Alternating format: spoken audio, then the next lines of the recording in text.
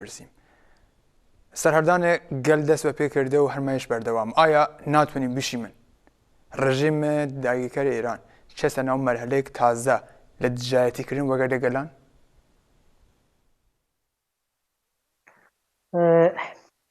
قصیت کاملا درسته ولی ورود به مرحله در نظر من سالها قبل انجام داد، یعنی سالها قبل ورود کرده و دژیتی ورده گل، اما قبل از یه جواب استعارت بیم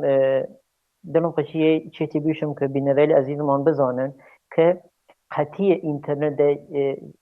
یک هفته حالا کاری نیاریم کنی ضرر مستقیم انجام داد، ولی ضرر مثلا 1.5 میلیارد ضرر بش آبوری بود که ضرر اندازه چند اختلاسی که در تاریخ ایران انجام بیا یا خو یه نوع ضرر گپه که حتی پاسدار آبنوشی شد که اعتراضه اخیر این جنگ جهانی بود که سمت ایماد و فقط خدا رحممان که ایمت یعنی سیم نجات پیدا بکنیم در بش ترجه حکومت ایران ایشه یانه ناچیزه یانه اده کمیگن، حتی شارله هم اعلان که 5-6 شهر بونه در حدود 100 نفر 150 نفر، ولی جیل وقتی دونی من اینترنت سر کل ولات ایران سرزمین ایران قطع کردن، وقتی که خویان ایشوشن چنین ضرر مالی کردن، وقتی که حتی توپخانه و والیبال و چیزایی که در ایران پخشیانه مثلا یا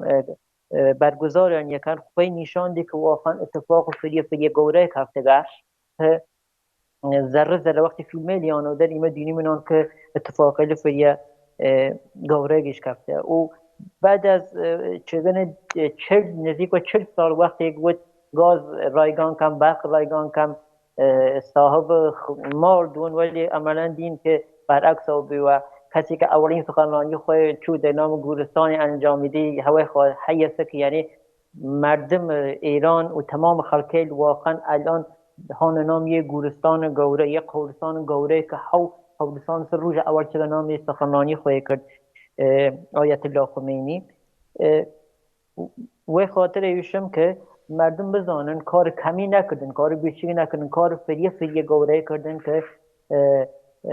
ارزش فریه بو ایرانی ضرر فریه که قطعی اینترنتی هیچ وقت و زیان مردم نه، چون همیشه عده بون در پشت گوشی خودیان دارو و منتظر بیم بزان بقیه چکن بزان او باقی مردم چکن، همیشه عادت داشتن گوشتران انقلاب توییتری دکردن، انقلاب تلویزیونی دکردن یا مثلا رسانه ای او عده مردم هاتن و نام شقام هاتن یارمتی رفیقیان بین و خاطر وتم بیشم که انقلاب فریه گوره که هنوزم در بین نچگه و مطمئنم دنیایی که مردم شاید چند روز نو ماه تر سال ترشون مردم نارضایتی خوان انجام دانه و وقتی که مردم دین چه باعث بی مردم جرأت پیدا بکن که و بانی و جیان کشری برای لیان کسب کاریان در خون شناکه ولی هم جان خیاوان چیزی که یارمتی مردم داییه که چند مانگ ورجوه خلق عراق خاطر خیاوان که داره همه دخالت نیروی ایرانی یا وابسته و ایران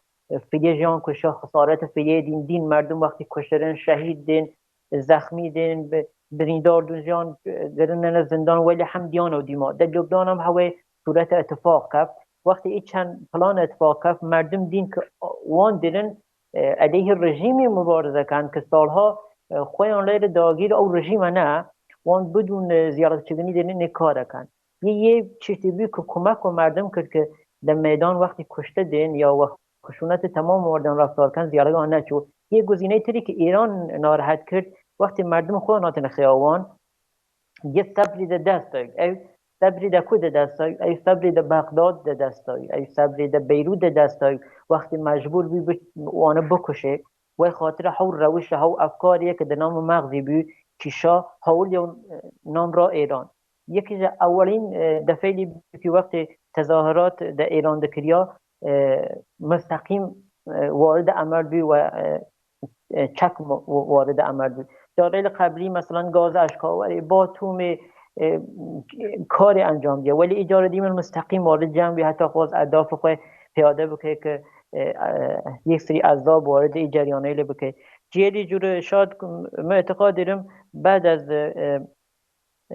فورسیل که رسانه الفیلیه دیرن کدل رسانه الفیلیه دیرن که واقعا تیانه دنگ خلان حد جور بیا برسن نگوش مردم اما ملت جور ملت عرب یا ملت بلوچ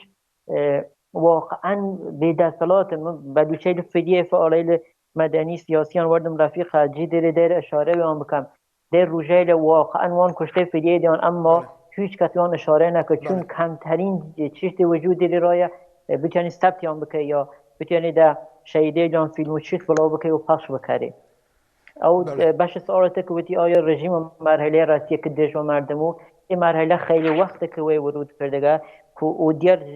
امروز جادی ما تمام تلاش خواهی که بتونی سرکوتی آن بکنی و جوری سرکوتی آن بکنی که ری نارتون هیچ دنگ دیان بلا بوک و دنیا. بله. برز ژاکان باران شاعر و چلاک فرنگی خرزانی ولید کیم اراوی که وقت خود نایده بشر برنامه خود نوری میدن. عزیزی بزرگواری من هم سپاس جنابتان و ریل خوش خیلی عزیزم که برنامه درست کردن کم و جمع مردم عزیزم و خوازم هیچ وقت بیدنگ نوستن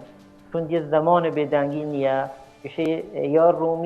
یا زندی زن. بله. یه نیت شنیده حد وسط بوستی حد وسط خیانت و مردم.